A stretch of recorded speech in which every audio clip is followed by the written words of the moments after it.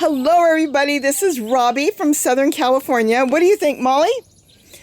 Oh, she's too busy looking around. And I wanted to do something real quick on my deck and show you, even though I have not really worked here. I've done very little. I haven't removed the ramp yet. But I found some things this morning that I found kind of exciting. So I thought I would share a little bit of this with you because it even proves to me it really works. Things have been a little different. I know that last time I came onto my deck, I said I was going to tear all this apart. Let's step back here and get rid of the ramp, which I am going to. I'm going to get rid of, and when I say ramp, in case you're new here, see this? This is holding these containers up.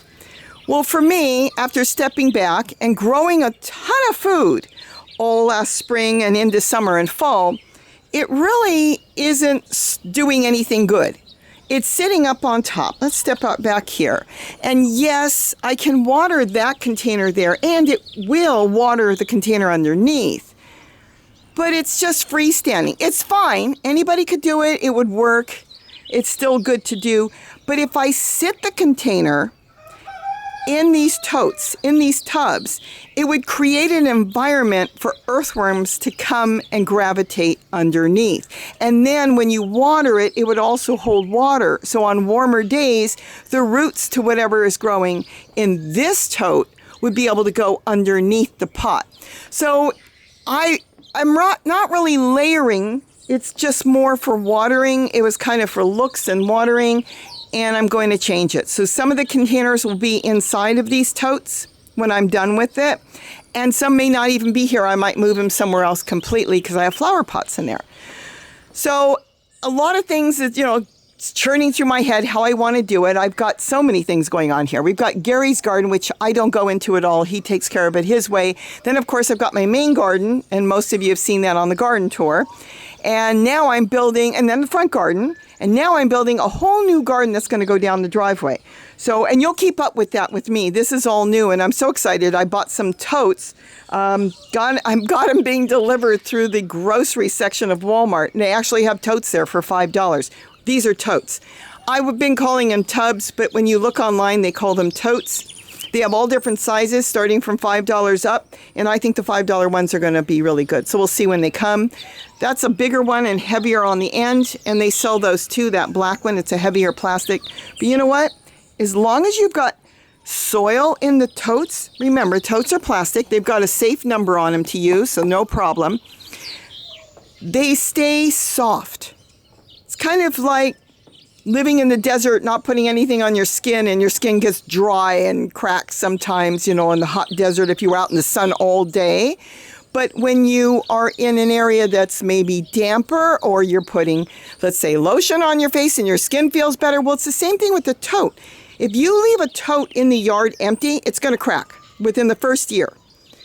And do keep in mind, I have talked about this growing in containers. The clear ones, the sunlight, the UV rays tend to penetrate them, and they do tend to crack much easier and faster. But the ones that have a color to it where it's solid, I've got them over 5 years old, still going strong.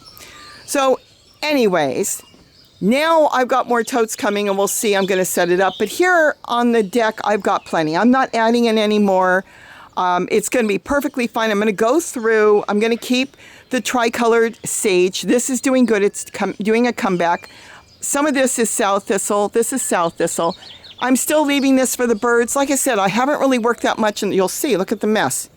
I mean, if you look, we've been raining and pouring for days. It's supposed to rain all week. I've got sunlight for a short time until the rain comes in, and yet I heard it's raining in different areas. But that's not why I came out here. I came out here to show you my tomatoes, and I am absolutely fascinated with them. Right now, I just want to talk about these two tomatoes. Let's start with this one. This tomato is it's called a midnight snack, and I bought that at the nursery last year. And it grew really nice, and the tomatoes are black, and as they ripen, they turn this kind of burnt colored red, and they taste really good, and they do really good here. So it was on its way out, as you could see. It was, it's drying up, it's not doing good, and it's in this pot here. It's old, it's last year's tomato, it's skinny. So what I did was I took a cutting, and I cut a branch off the tomato, and I put it underneath this pot. Now, I'm not going to lift it, but I put it, well, I guess I could a little bit. I put it underneath the pot. Let's move this. This is a squash plant that I'm going to end up pulling out. I just stuck the stem, this little stem, it was very short, underneath the pot and sat it there. Well, being damp and holding water, what happened was the stem did what it's supposed to do, tomatoes. It rooted. It rooted. I didn't have to put it in water. I didn't have to prep it and put it in a container or anything. All I had to do was stick it under the pot and forget about it. So when I watered that flower pot, it kept that tomato plant, the stem, the cutting, damp, and it grew roots. Well, look at this new one. This is what I'm excited about. This is the new one. This is the one that's cut off the mother plant, and it just started to take off. It's going to be massive.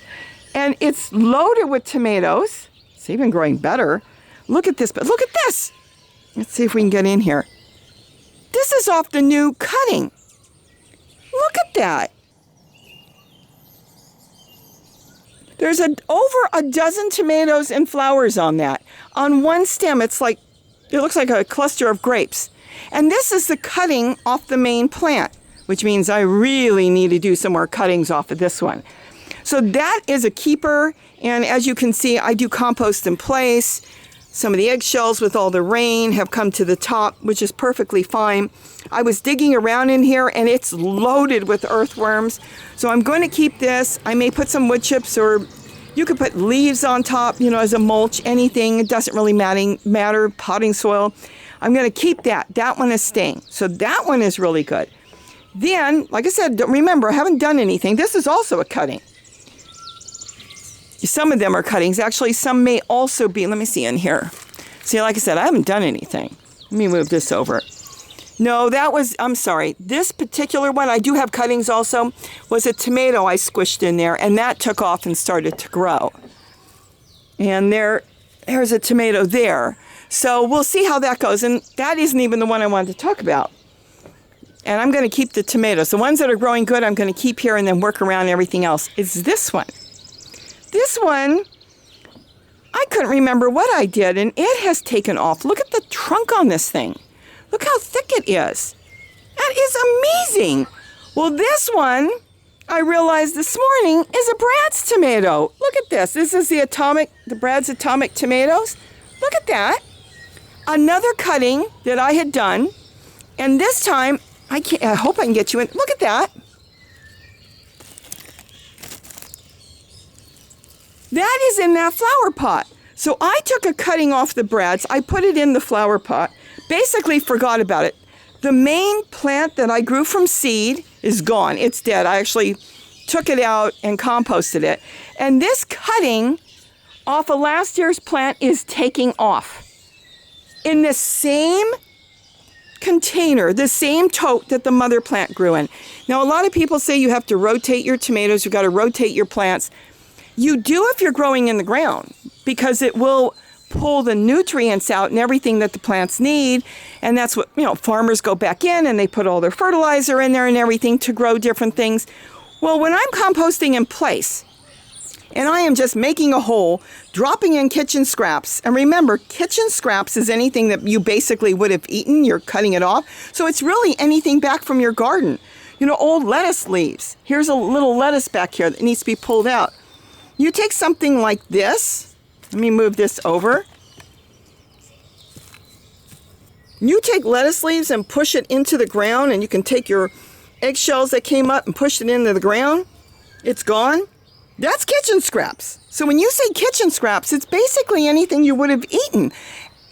You can compost in place in the totes, and you don't even have to give plant food. It will continue to break down the earthworms. Any microbes in there will break down anything you push underneath next to the plants, not on top of the plants. You don't want to really disturb their roots, but around it. I could do it back there, and that's why I want to move a lot of this.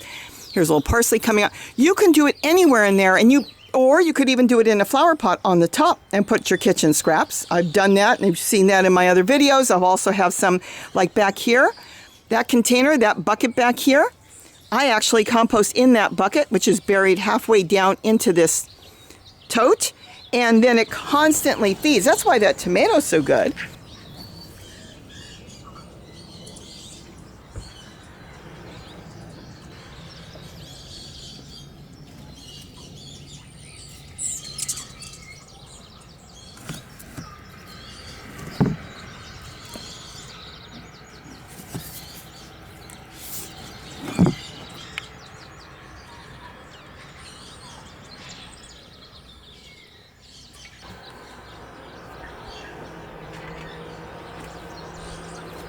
That tomato's got more vitamins and nutrients, I should say more nutrients than it needs, because I am composting in my movable containers. That one's kind of buried.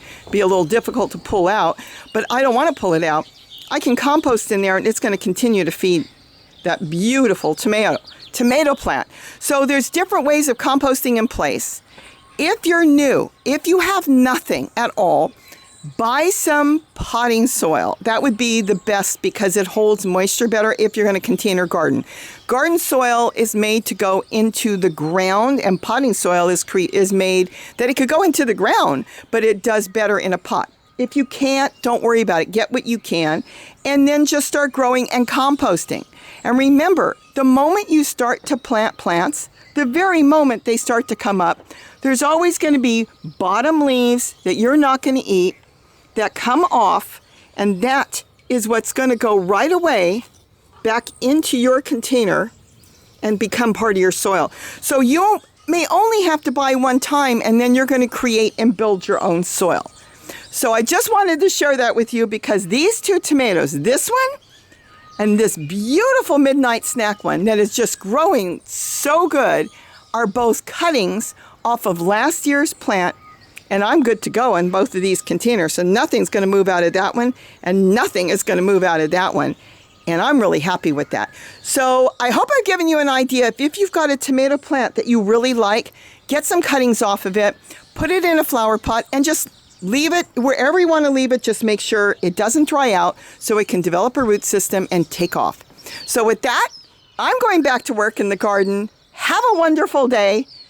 Grow some tomatoes, get some totes if you're new to this, because totes will last you for years and years and years, and you have complete control over that when you're growing in there. And of course, you can grow other things, not just the tomatoes. I've got parsley coming up.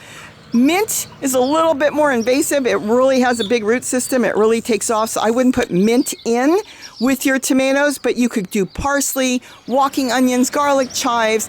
You could do some different herbs like sage or whatever you want, some thyme, oregano. Oregano grows a little bit like mint, so it might take over a little bit, but you know what? Put the oregano, let's say, in a pot and sit it there. Or you could go 2 tomatoes in one container this way too. So with that, Molly, tell them to have a great day, and don't forget to eat what they grow. Bye-bye. And I got to clean up all this water. Of course, it's going to rain again soon. Any minute. It's getting dark.